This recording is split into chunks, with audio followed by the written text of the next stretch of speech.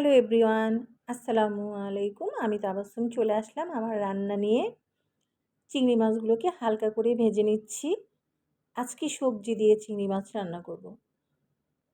পেঁয়াজ ভাজা হয়ে গেলে মশলা দিয়ে দিলাম। কাঁচামরিচ বাটা খাওয়া হয় আমার। হলুদ, জিরে গুঁড়ো দিয়ে দিচ্ছি। মশলাটা ভালোভাবে কষিয়ে নিচ্ছি। এরপর সবজি দিয়ে দিলাম। সবজিটাকে ভালোভাবে নাড়াচাড়া করে ঢাকনা দিয়ে ঢেকে দিব। লবণ দিয়ে দিলাম।